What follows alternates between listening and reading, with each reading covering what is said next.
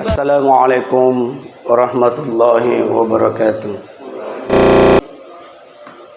Izinkan saya untuk menyampaikan kajian subuh yang diberi judul menjauhi sifat kemunafikan dalam keseharian hidup kita.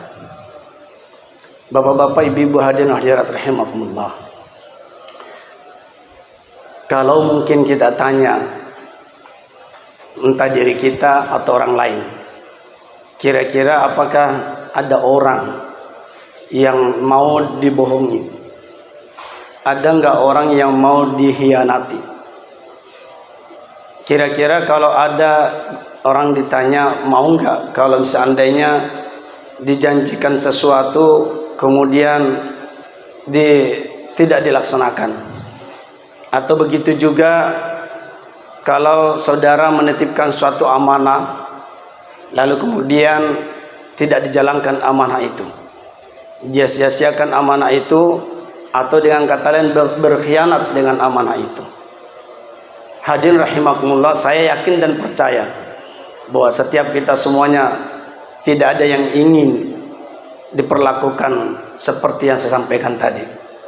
Semua orang menghendaki yang namanya sifat kejujuran, sifat amanah, begitu juga dengan setia, loyal, baik terhadap agama kita khususnya maupun sesuatu yang kita komitmen bersama. Bapak-bapak, ibu hadirin rahimakumullah, mohon maaf saya sedikit mengingat satu kampanye. Ada seorang pemimpin bangsa di negara kita yang ketika belum menjadi presiden, jadi mohon maaf ya Bapak Ibu, saya tidak bermaksud apa-apa, cuma mendengarkan karena sekarang kan zaman informasi teknologi, media, televisi dan sebagainya, internet dan sebagainya. Jadi sekarang sangat mudah sekali untuk kita bisa melihat tayangan ulang, cuplikan, rekaman dan sebagainya. Nah, ketika seorang calon pemimpin bangsa ini saat berkampanye, misalnya ada ucapannya begini, kalau saja saya nanti terpilih atau dipercaya oleh, maka saya tidak akan rela setetes darah pun jatuh setetes darah pun jatuh di Aceh, apalagi banjir darah. Kurang lebih begitu statementnya, dan itu masih bisa kita lihat, kita bisa tonton, kita bisa dengarkan. Apa kejadian, hadirin sekalian? Begitu sudah terpilih presiden, jangankan setetes darah, banjir darah di Aceh nggak selesai. Kira-kira seperti ini banyak terjadi, terutama ketika masa-masa kampanye, ya kan? Mulai dari pemilihan yang paling kecil lah, lurah, kemudian RW, camat, bupati dan seterusnya. Bahwa ketika orang menyampaikan program kerja, maka di situ dia mencari simpatik oleh masyarakat, oleh rakyat. Bahkan agama pun, simbol-simbol keagamaan pun dibawa. Untuk apa hadirin? Tentu saja kita sudah paham, untuk meyakinkan kepada audiens, untuk meyakinkan kepada simpatisan, pada masyarakat luas, bahwa dirinya insya Allah akan melaksanakan segala program kerja yang mereka buat, lalu kemudian perjanjian kontrak kerja dan sebagainya, perjanjian politik dan sebagainya. Ini terjadi zaman sekarang, bukan cuma tahun 2021 tentunya. Pokoknya kalau ada, terutama pada saat ada pemilihan-pemilihan yang seperti saya katakan tadi, entah itu lurah, RW, camat, bupati, gubernur dan seterusnya, itu sangat transparan sekali, kita bisa dengar seperti itu. Tapi apa yang terjadi? Maaf, begitu banyak janji-janji yang disampaikan, baik itu janji politik dan lain sebagainya, mereka ternyata begitu mudah untuk dikhianati. Bagaimana melukai perasaan masyarakat luas, rakyat bangsa ini. Bagaimana kemudian dalam golongan tersebut khusus memikirkan dirinya sendiri, partainya misalnya, kelompoknya misalnya. Nah kemudian mungkin kelompok lain setelah terpilih, kelompok lain misalnya dihina, dicaci maki, atau dipandang rendah. Bahkan hadirin sekalian, bukan saja manusia yang dikhianati, dilukai perasaannya, dikecewakan, bahkan Allah Subhanahu wa taala pun dikhianati. Mereka melakukan sumpah serapah. Coba lihat bagaimana ketika pengambilan janji sumpah. Al-Quran diletakkan di atas kepalanya. Kemudian di situ ada kata demi Allah. Coba. Itu sudah janji, sumpah menggunakan nama Allah Subhanahu wa taala. Hadirin rahimakumullah.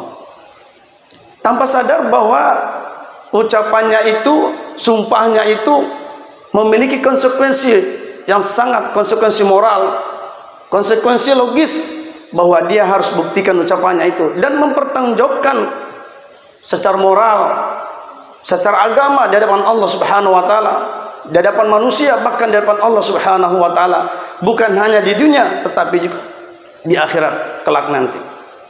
Ma'asyiral muslimin rahimakumullah. Ini kehidupan kita ini diwarnai dengan banyaknya hal-hal yang seperti kecurangan, kebohongan, ketidakadilan, ketidakjujuran, pengkhianatan terhadap bangsa, pengkhianatan terhadap agama. Bahkan dalam komplek misalnya di lingkungan masyarakat, banyak orang yang tidak sesuai omongan dan perbuatannya. Tampil di depan orang baik, bahkan sholatnya pun juga kelihatan khusyuk, baik, rajin, puasanya bagus dan sebagainya. Tetapi ternyata kok Allah tidak terima, kok orang ini nanti disia-siakan pahalanya di akhirat. Hadirin rahimakumullah, mari kita lihat bagaimana surat Al-Baqarah yang sering kita baca, sering kita dengarkan, bahkan hafal. Ayat 8, Bismillahirrahmanirrahim. Wa minan nasi may yaqulu amanna billahi wa bil yaumil akhir wa ma hum bimu'minin. Di antara manusia ada yang berkata, saya beriman kepada Allah, saya beriman kepada Allah, billahi wa bil yaumil akhir, dan juga beriman kepada hari akhir. Tapi kata Al-Quran, wa ma hum bimu'minin, mereka sebenarnya itu tidak beriman. Jadi ketika di antara kita ini, di tengah umat muslim sendiri, maaf, ini kritikan buat kita semua, khususnya orang-orang yang suka khianat, bahwa ketika dia mengatakan amanna billah wa bil yaumil akhir, saya beriman kepada Allah, berarti kalau kita hubungkan dengan Ramadan, dia siap dengan ikhlas, dengan iman, ihtisaban, iman wa ihtisaban, karena ridha Allah Subhanahu wa taala, menjalankan ibadah puasa dengan baik, menjalankan segala ibadah Ramadan, amal Ramadan penuh keikhlasan, niat karena Allah Subhanahu wa taala. Lalu dia pertahankan ibadah puasanya itu, amalia Ramadannya itu selama sebulan penuh, yang insya Allah dengan dia memiliki keimanan yang hebat, kekuatan iman, kualitas iman yang baik, maka insya Allah akan menjaga kualitas ibadah puasanya, ibadah-ibadah lainnya, yang akan mengantarkan dirinya menjadi orang-orang yang muttaqin, orang-orang yang memiliki kepribadian yang baik setelah bulan Ramadan, orang-orang yang berhasil puasanya sehingga amalia Ramadannya rajin sholat taraweh. Artinya taraweh ini qiyamul lail, salat sunnah. Maka di luar Ramadan imannya yang sudah kokoh, imannya sudah bagus, diterpa dengan apa namanya, jihad selama bulan Ramadan, maka ini pertahankan dia yang baik. Itulah sifat orang yang beriman yang sebenarnya. Jadi ketika dia mengatakan amanna billah, maka pantang bagi dia berujar kebencian kepada sesama tetangga, kepada sesama pemeluk agama, bahkan agama lain.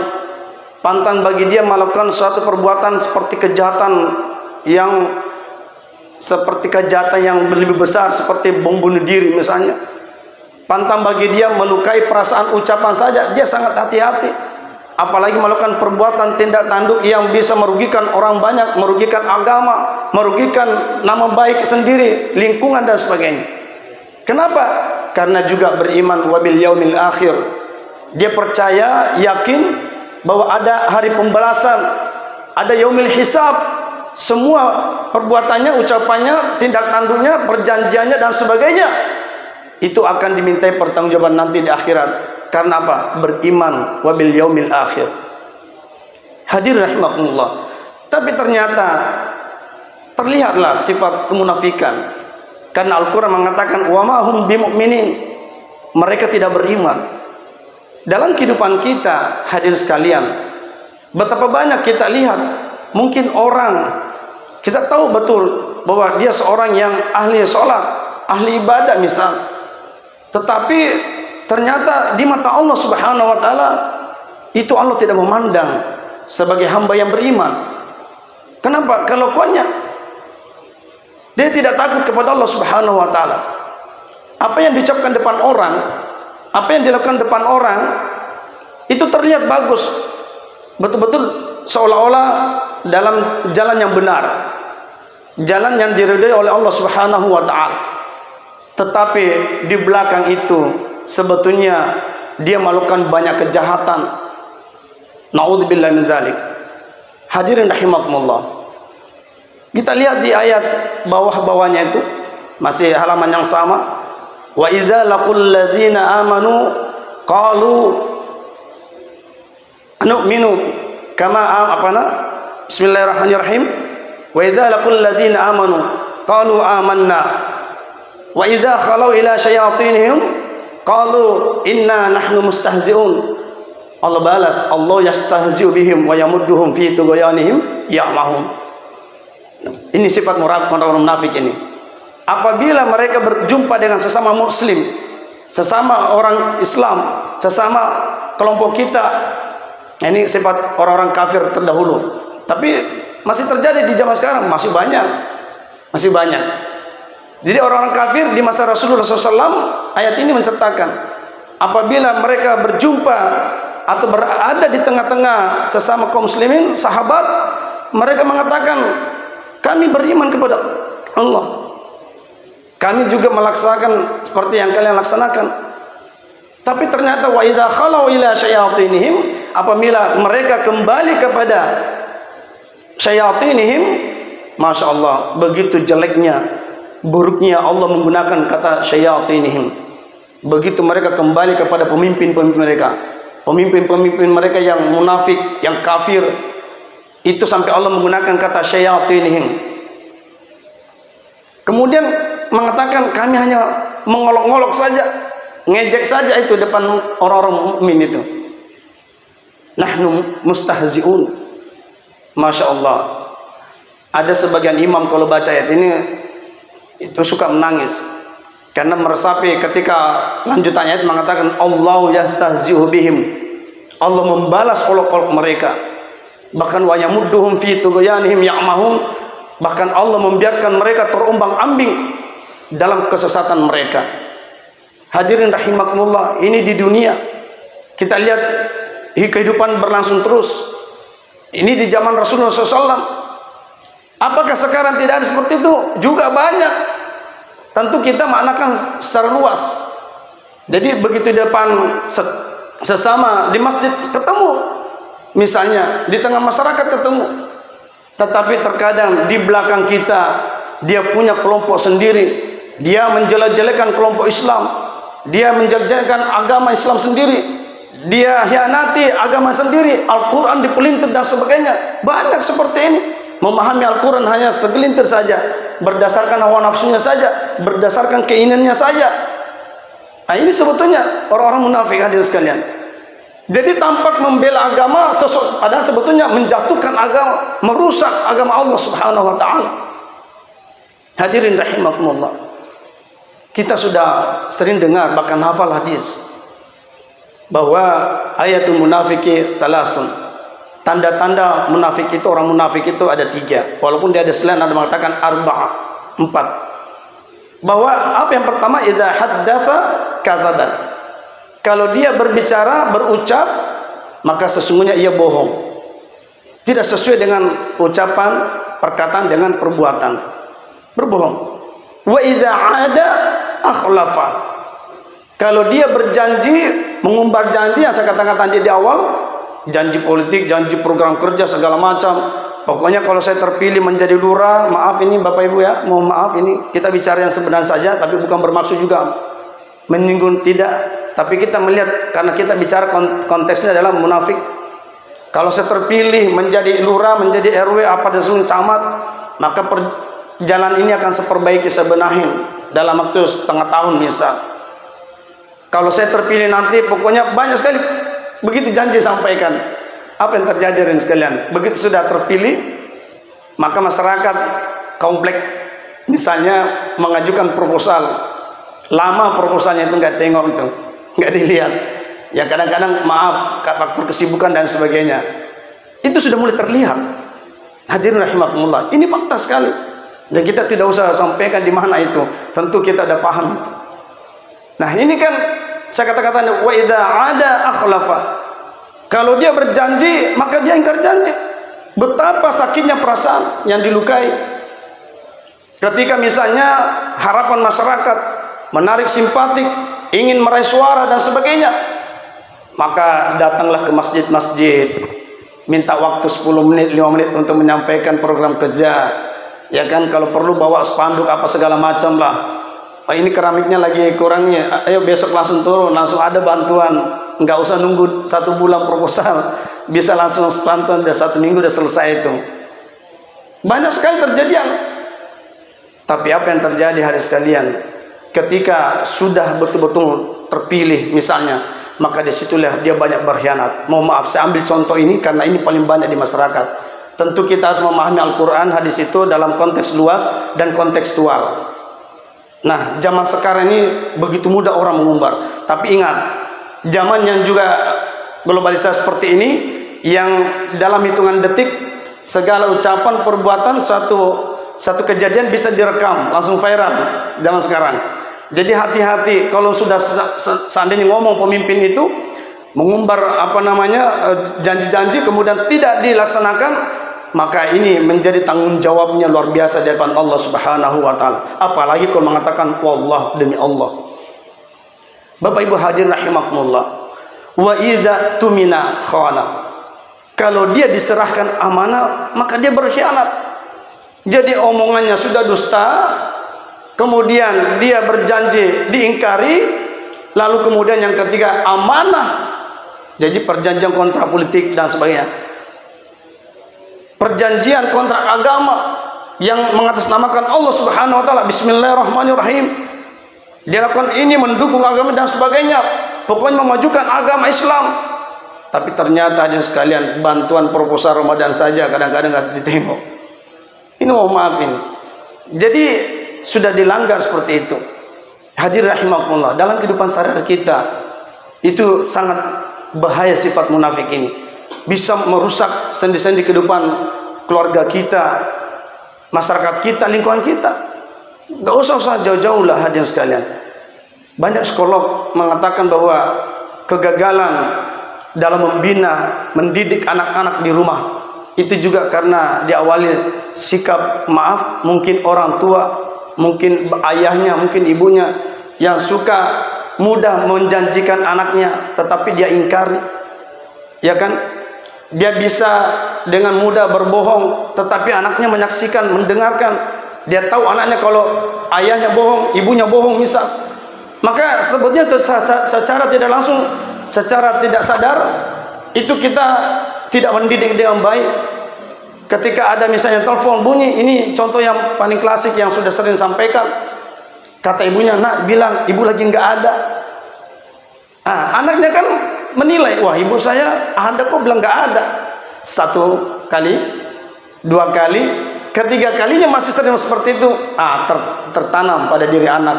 Oh, kalau ayah saja, ibu saya juga bisa bohong begitu, kenapa saya tidak juga? Sebetulnya inilah awal pendidikan yang tidak baik. Mengajari anak-anak bukan jujur, bahkan berbohong. Suatu saat nanti ketika dia sudah beranjak dewasa, sudah menginjak masa SMP, SMA, di mana masa anak-anak itu sudah labil, ya kan? Sudah proses yang sudah susah karena menemukan identitas. Ketika dia di luar main sama temannya, ditelepon sama ibunya, ayahnya, "Nak, kamu di mana? Di rumah ini atau apa?" Enggak mau, enggak bohong. Kenapa? Karena anaknya sudah tahu bahwa bapak ayahnya juga kalau ditelepon suka bohong misalnya ibunya dan sebagainya. Jadi ini sebuah cara yang tidak baik. Nah, begitu juga sebaliknya ketika anak melihat perilaku ayah kita orang tua di dalam rumah misalnya, di situ banyak pertengkaran. Ini hati-hati kita ada sekali. Jadi ketika anak tumbuh berkembang menjadi pribadi yang tidak jujur, suka bohong, begitu juga khianat, dia ngomong sama ibunya apa tapi ternyata enggak, ibunya sakit perasaannya. Nak, kamu kan udah janji ibu begini-begini. Anak itu sebetulnya dalam pikirannya mengatakan ibu juga sering janji dulu.